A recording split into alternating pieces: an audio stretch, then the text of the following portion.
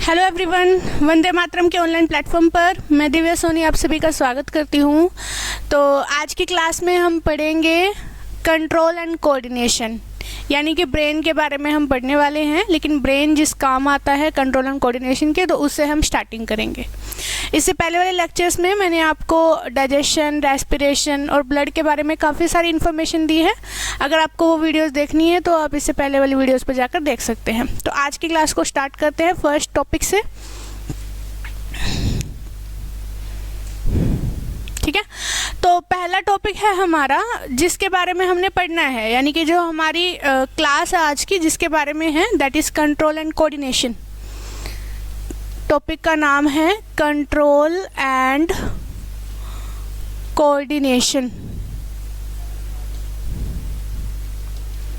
इसको हिंदी में क्या कहा जाता है? इसको हिंदी में कहा जाता है नियंत्रण एवं समन्वय।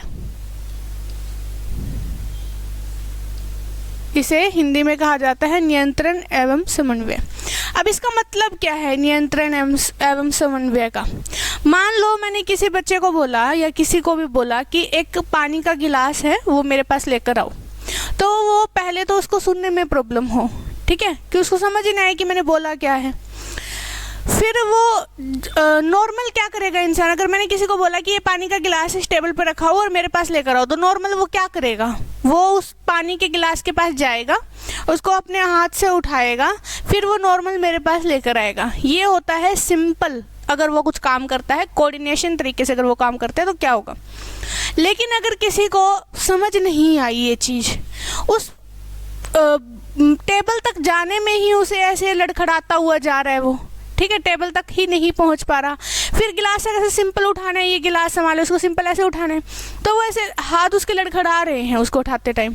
तो मतलब उसका जो दिमाग है, उसकी जो आंखें हैं और उसका जो हाथ है, वो एक दूसरे के साथ क्या नहीं कर पा रहे, कोऑर्डिनेट नहीं कर पा रहे, इसलिए हाथ उसके लड़खड़ाते हैं।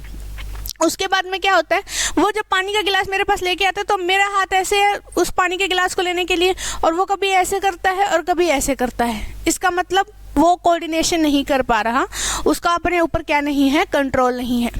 तो कंट्रोल एंड कोऑर्डिनेशन के अंदर हम क्या पढ़ेंगे? कंट्रोल एंड कोऑर्डिनेशन के अंदर हम पढ़ेंगे कि जो चीज़ें हम अपने कंट्रोल में कर सकते हैं, जो चीज़ें हम अपने कोऑर्डिनेशन के हिसाब से कर सकते हैं। कोऑर्डिनेशन का मतलब है कि हमारी आंखें, हमारे हाथ, हमारे पैर, हमारी जो कान हैं, वो सारे मिलकर एक साथ काम करें, ठीक है, उसको बोलते हैं कोऑर्डिनेशन। अगर वो एक साथ काम नहीं कर पा रहे हैं, दैट इज इन कोऑर्डिनेशन। इसका मतलब उसका जो दिमाग है वो ढंग से काम नहीं कर रहा। तो कंट्रोल एंड कोऑर्डिनेशन हमारे बॉडी के अंदर दो तरीकों से होता है। एक तो होता है एंडोक्राइन सिस्टम, जो इसको कंट्रोल करेगा, एंडोक्राइन सिस्टम, और दूसरा इसको कंट्रोल करेगा नर्वस सिस्टम। यानी कुछ हमारी ग्लैंड्स हैं जो इसको कंट्रोल करेंगी और कुछ हिस्सा हमारा ब्रेन है जिसे कंट्रोल करेगा। ब्रेन किन चीज़ों को कंट्रोल करता है बताओ? हमारे सोचने समझने की शक्ति ब्रेन कंट्रोल करता है। हम ऐसे आराम से खड़े हैं, आराम से चल रहे हैं, ब्रेन कंट्रोल करता है। हमें कुछ दर्द होता है, कुछ गर्म लगता है, कुछ ठंडा लगता है, कौन कंट्रोल करता है? ब्रेन कंट्रोल करता है ना। जो चीज़ें इंटरनल है, जैसे कि हमें डर लगता है, या हमें गुस्सा आता है, या हमें अच्छा लगता है, जैसे कोई हम किसी से प्यार करते हैं, हम किसी से नफरत करते हैं, तो वो चीज़ों को कौन कंट्रोल करता है? हमारे हॉर्मोन्स कंट्रोल करते हैं, ठीक है, दैट इज़ हार्मोनल। वो हमारी चीज़ें, हमारे अंदर चीज़ें कैसे होती है? हार्मोनल होती है। तो हमारी बॉडी को दो तरीके से क्या किया जाता है, कंट्रोल किया जाता है। एक हमारा ब्रेन, एक हमारे हॉर्मोन्स उसको कंट्रोल करते हैं। तो जब हमारा जो है हॉर्मोन्स कंट्रोल करते हैं, उस हिस्से को कहा जाता है एंडोक्राइन सिस्टम। एंडोक्राइन सिस्टम पढ़ने के लिए हमें ग्लैंड्स के बारे में पता होना चाहिए कि ग्लैंड्स क्या होती है। तो जो हमारा आज का टॉपिक रहेगा वो हमारा ग्लैंड्स के बारे में ही रहेगा, ठीक है। अब हमारा जो मेन टॉपिक आज का स्टार्ट होता है वो होता है ग्लैंड्स, क्योंकि हम एंडोक्राइन पढ़ने वाले हैं ना, मतलब हार्मोन्स पढ़ने वाले हैं। तो हार्मोन्स को पढ़ने से रिलेटेड जितनी भी चीज़ें होंगी वो हमें स्टार्टिंग से करनी पड़ेगी। तो सबसे पहले बात करेंगे ग्लैंड्स की। ग्लैंड्स यानी कि ग्रंथियाँ, ग्रंथियों की हम बात करते हैं। अब ग्रंथियों के बारे में हम क्या बात करेंगे? देखो, हमारी बॉडी के अंदर कोई भी अंग जिससे कुछ भी बाहर निकल रहा है उसे ग्रंथि कहते हैं। जैसे आँख से आंसू बाहर निकलते हैं तो कौन से ग्रंथि से निकलते हैं? लैक्राइमल से। शरीर से पसीना बाहर निकलता है तो किससे निकलता है? पसीने वाली ग्रंथियों से। लार ग्रंथियों से क्या बाहर निकलती है? लार। तो किसी भी बॉडी पार्ट से अगर कुछ भी रिलीज हो रहा है तो उसे हम क्या कहेंगे? ग्रंथियां। हमारे शरीर का वह अंग जो कुछ न कुछ स्त्रावित करता है, स्त्रावित का मतलब होता है रिलीज करता है, जो कुछ ना कुछ क्या करता है? रिलीज करता है, उसे क्या कहते हैं? उसे ग्रंथि कहते हैं, उसे ग्रंथि कहते हैं। अब वो क्या रिलीज कर रहा है, इसके बेस पे इनको 3 तरीके से विभाजित किया जाता है कि वो अपने अंदर से निकाल क्या रहा है। इस बेस पे इनको 3 तरीके से विभाजित किया जाता है। एक होती है एक्सोक्राइन ग्लैंड, एक्सोक्राइन ग्लैंड, ठीक है। इसको कहा जाता है बाह्य स्त्रावी ग्रंथि। अब बच्चों को ऐसे लगता है कि ये शरीर से बाहर मिलेंगी, इसलिए इसे बाह्य स्त्रावी ग्रंथि कहा जाता है। और जो एंडोक्राइन ग्लैंड है ये शरीर के अंदर मिलेंगी, इसीलिए इन्हें एंडोक्राइन ग्लैंड्स कहा जाता है, यानी कि अंतःस्त्रावी ग्रंथियां होती है, अंतःस्त्रावी ग्रंथियां। अब बच्चों को क्या लगता है कि जो शरीर के अंदर ग्रंथियां होती हैं उन्हें एंडोक्राइन बोलते हैं और जो शरीर के बाहर होती है उन्हें एक्सोक्राइन बोलते हैं, लेकिन ऐसा नहीं होता। एक्सोक्राइन जो है उनके अंदर क्या रिलीज होता है? एंजाइम। एक्सोक्राइन से क्या रिलीज होता है? एंजाइम। जिनको जो ग्रंथियां अपने अंदर से एंजाइम रिलीज करती है ना उन्हें एक्सोक्राइन ग्लैंड्स कहा जाता है। और ये दोनों की दोनों ग्रंथियां ही शरीर के अंदर होती हैं, ठीक है। ऐसा इसका कोई रूल नहीं है कि ये बाहर होंगी या अंदर होगी, दोनों शरीर के अंदर होगी। बस ये अपने अंदर से एंजाइम निकालेगी और ये अपने अंदर से हार्मोन निकालेगी, तो इसीलिए इन्हें अलग अलग नाम दिया गया। जो ग्रंथियां अपने अंदर से एंजाइम बाहर निकालती हैं उन्हें कहा गया है एक्सोक्राइन ग्लैंड, और जो ग्रंथियां अपने अंदर से हार्मोन बाहर निकालती हैं उन्हें कहा जाता है क्या? Endocrine gland. और जो ग्रंथियां अपने अंदर से एंजाइम भी बाहर निकालेगी और हार्मोन भी बाहर निकालेगी उन्हें कहा जाता है मिक्स्ड ग्लैंड। क्या कहा जाता है? उन्हें मिक्स्ड ग्लैंड कहा जाता है, यानी कि मिश्रित ग्रंथि कहा जाता है, ठीक है। हम स्टार्टिंग करेंगे, आज का जो पहला टॉपिक पढ़ेंगे, इस टॉपिक के अंदर हमारा ग्लैंड जो टॉपिक है इसके अंदर जो हमने पढ़ना है सबसे पहले वो ये पढ़ेंगे, एक्सोक्राइन ग्लैंड। तो स्टार्टिंग करते हैं एक्सोक्राइन ग्लैंड से, और यहाँ से आपको समझना, पढ़ना, याद रखना काफ़ी इजी रहेगा। जो जो पॉइंट मैं बता रही हूँ आपको बस वो याद रखने हैं। इससे पहले मैंने आपको एक भी टॉपिक पे ये नहीं कहा कि एग्ज़ाम में ये क्वेश्चन आएगा, नहीं बोला ना, क्योंकि उससे पहले वाले में क्वेश्चन बनता नहीं है। क्वेश्चन बनने शुरू होंगे यहाँ से। ये समझने के लिए आपको पहले वाला पता होना चाहिए था, इसलिए समझाया गया कि ये ग्लैंड है, ये कंट्रोल करता है, ये इतने टाइप की होती है। समझना और जो था वो पहले वाला था, अब आपको याद रखना है। कुछ पॉइंट्स मैं आपको बताऊंगी, बस वही याद रखने हैं। एक्सोक्राइन ग्लैंड, ठीक है। सबसे पहला पॉइंट, इसका रक्त के साथ कोई संबंध नहीं होता, ठीक है। कोई संबंध नहीं होता मतलब कि यहाँ पर ना ये ब्लड से कुछ भी काम नहीं करती, इनके साथ में ब्लड का कोई रोल नहीं होता। ऐसा नहीं है कि इनसे कुछ निकल रहा है तो ब्लड भी साथ में निकलेगा, ठीक है। जो एग्जैक्ट चीज़ निकलनी है बस वही निकलेगी, ना तो ये अपने चीज़ों को जो भी अपने अंदर से निकाल दी है वो ब्लड में छोड़ती है, ना उनका ब्लड के साथ कोई कॉन्टैक्ट होता है। तो इनका रक्त के साथ कोई संबंध नहीं होता। एक तो आपको ये बात याद रखनी है। दूसरा आपको क्या याद रखना है, इनमें नलिकाएं होती हैं, नलिकाएं होती हैं। अच्छा, नलिकाओं का मतलब समझते हो? जैसे हमारे घर में बड़ी सी टंकी रखी होती है पानी के ऊपर, और उससे छोटे छोटे ऐसे नल निकल रहे होते हैं, और वो नल वहीं पे पानी पहुंचाते हैं जहाँ पे उसकी ज़रूरत है। जैसे कि बाथरूम में पानी की ज़रूरत है तो बाथरूम में पानी आएगा, रसोई में पानी की ज़रूरत है तो रसोई में आएगा, बेडरूम में ज़रूरत होती है पानी की, नहीं, तो बेडरूम में कोई कनेक्शन नहीं होता। सेम चीज़ यहाँ नलिकाएं होती हैं, उस एंजाइम को, उस पर्टिकुलर चीज़ को जहाँ पे जाना है वहीं पर जाकर वो रिलीज करेंगी इन नलिकाओं की हेल्प से। मान लो कोई एंजाइम है, निकल तो रहा है लीवर से, और उसको ज़रूरत कहाँ पे, छोटी आंत में, तो वहाँ से एक नली निकल जाएगी जो उसको कहाँ पहुँचा देती है, छोटी आंत में पहुँचा देती है। तो यहाँ नलिकाएं होती हैं।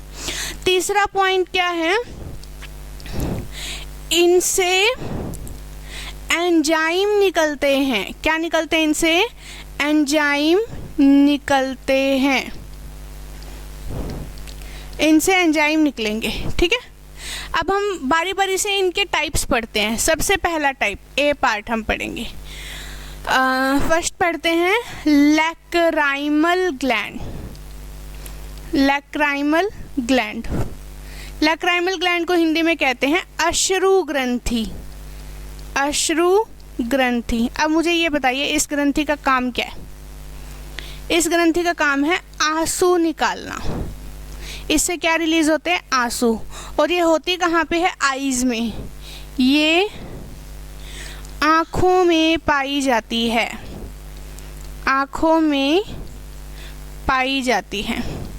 अब आंसू कहाँ से निकलते हैं? आँख से निकलते हैं, है ना? आंसू कहाँ से निकलते हैं? आँख से निकलते हैं। तो कहाँ पाई जाती है? ये आँखों में। इससे क्या निकलते हैं? आंसू। ठीक है, क्या निकलेंगे इससे? आंसू निकलेंगे। अब कई बार ऐसा होता है ना, रो आंखें रही होती हैं, साथ उसका नाक निभाती है ना? नाक से भी पट पट पट पट पट पट रोने का मजा ही किरकिरा हो जाता है ना? ये चीज़ तो देखी होगी आपने। तो यहाँ पे जो नाक में जाता है, ये आंसू नाक से निकलते हैं। वो क्यों निकलते हैं? मतलब जब भी आंखें रो रही होती है तो नाक से ऐसे क्यों होता है? बताओ रीज़न। जो आँख में से आंसू निकलते हैं ना, सबसे पहले तो हम बात करेंगे आँख से आंसू निकलते क्यों हैं। सबसे पहला रीज़न, जब भी आँख में कुछ चला जाता है या हम अंदर से इमोशनल होते हैं तो वो हमारी आँखें क्या करती है? उसको बयान करती है। ठीक है, नॉर्मली आंखों में कुछ चला जाता है तो थोड़ा बहुत, या हम किसी बात पे अंदर से दुखी होते हैं ना, हम बाहर ऐसे आंसू नहीं दिखाना चाहते तो थोड़े थोड़े आँख में ही आंसू आ जाते हैं, फिर हम उसको ना अंदर ही अंदर ऐसे कर लेते हैं, पता ना चले किसी को कि हम रो रहे हैं, है ना? अंदर ही अंदर हम उन आंसुओं को सोख लेते हैं। तो जो अंदर ही अंदर हम उन आंसुओं को सोख लेते हैं ना, उन आंसुओं को क्या कहा जाता है? पंक्टम कहा जाता है। वो जो पर्टिकुलर जो जगह है जहाँ से आंसू नाक में जाते हैं उसे कहा जाता है पंक्टम। तो पंक्टम क्या करता है? आंसुओं को नाक में भेजते हैं, आंसुओं को नाक में भेजते हैं। ठीक है, ये क्या करते हैं? आंसुओं को नाक में भेज देते हैं। ठीक है ना? और आंसू के बारे में अगर हमसे पूछे कि आंसू में क्या पाया जाता है तो बताओ। 99% फीलिंग, 1% वाटर, ऐसा होता है क्या? Yes sir, yes ma'am. ठीक, कोई बात नहीं, आपने जेंडर चेंज कर दिया मेरा, कोई बात नहीं, और कह रही हूँ। ठीक है, तो आंसू के अंदर क्या होता है? एक एंजाइम पाया जाता है, उस एंजाइम का नाम आपसे पूछा जाता है। ठीक है, एंजाइम का नाम पूछा जाता है जिसका नाम होता है लाइसोजाइम। और ये क्या करता है? आँख में आने वाले कोई भी आउटर मटेरियल, कुछ भी बाहर से कोई भी प्रोडक्ट आ रहा है तो उसको ख़त्म करने का काम करता है। तो आंसू के अंदर कौन सा एंजाइम पाया जाता है? लाइसोजाइम पाया जाता है। ये थी पहली ग्लैंड जो हमें पढ़नी थी। अब दूसरी ग्लैंड जो हम पढ़ेंगे वो होती है, बी वाला पार्ट जो है, दूसरी ग्लैंड होती है सैर्यूमन ग्लैंड। ठीक है, ये कहाँ पाई जाती है? कान में पाई जाती है। और इसका काम क्या होता है? मोम बनाना, मोम बनाना। अच्छा, मोम मतलब जो कान में ईयर वैक्स होता है ना, वैक्स, ईयर वैक्स, कान के अंदर जो हम जिसे मैल बोलते हैं, एक्चुअली में वो हमारे लिए अच्छा होता है, ख़राब नहीं होता। वो क्या करता है? बाहर से आने वाला कोई भी धूल मिट्टी, कोई भी कोई चींटी, कोई भी मच्छर अगर कान में घुसने वाला होगा तो उसके पास चिपक जाता है, और उससे चिपकने की वजह से वो कान के अंदर एंटर नहीं कर पाता। आपको पता है कान हमारे दिमाग का एक हिस्सा है। अगर कुछ भी, कोई भी आपके, कभी भी अगर कोई चींटी, कोई मच्छर कान में गया होगा तो पता चला होगा पूरा सिर ऐसे भिनभिनाने लग जाता है। इसका मतलब ब्रेन के अंदर वो चीज़ जाती है। तो उसको रोकने के लिए कान में मोम निकलता है, वैक्स, ईयर वैक्स निकलता है, जो कहाँ से निकलता है, सेरुमन ग्लैंड से। ये ग्लैंड उतना ज़्यादा काम करेगी जितना इससे करवाया जाएगा। आपने देखा होगा अगर आप कान साफ नहीं करते तो चाहे सालों साल मत करो, कोई फ़र्क नहीं पड़ता, लेकिन अगर करते हो तो आपको हर 2-3 दिन में करना ही पड़ेगा, क्योंकि फिर वो वैक्स ज़्यादा रिलीज़ करती है। ठीक है ना। तो ये हो गया सेरुमन ग्लैंड। तीसरा जो ग्लैंड होता है, सी वाला पार्ट, उसको हम पढ़ेंगे। तो अच्छा, कान का पढ़ लिया, आँख का पढ़ लिया, है ना। तीसरी होती है लार ग्रंथियाँ, सलाइवरी ग्लैंड्स, हमारे जो प्रेजेंट होते हैं मुंह में, सलाइवरी ग्लैंड। सलाइवरी ग्लैंड्स के बारे में मैं आपको ऑलरेडी बता चुकी हूँ डाइजेशन वाले टॉपिक के अंदर, तो वहाँ से आपने पढ़ना है सलाइवरी ग्लैंड्स के बारे में। एक छोटा सा ओवरव्यू मैं आपको यहाँ दे रही हूँ, डिटेल मैंने वहाँ करवाई है। इससे निकलती है लार। क्या निकलती है इससे? लार। इसकी पीएच होती है 6.8 और इसमें होता है एक एंजाइम। उस एंजाइम का नाम क्या होता है? सलाइवरी अमाइलेज इसका नाम होता है, जो क्या करता है? कार्बोहाइड्रेट का डाइजेशन करेगा। सलाइवरी अमाइलेज क्या करता है? कार्बोहाइड्रेट का डाइजेशन करता है, का पाचन। ठीक है, ये हो गया हमारे सलाइवरी ग्लैंड्स। कितनी पाई जाती है? टोटल नंबर में होती है 6। यहाँ हम बोलेंगे 3 जोड़ी पाई जाती है। ठीक है ना, ये हमारी 3 जोड़ी होती है। इसके बाद जो अगली ग्रंथि हमने पढ़नी है, सी पार्ट है ना, डी पार्ट जो हमने पढ़ना है वो है sweat gland. Sweat gland, sweat gland कौन सी होती है? पसीने की ग्रंथि। पसीने की ग्रंथि।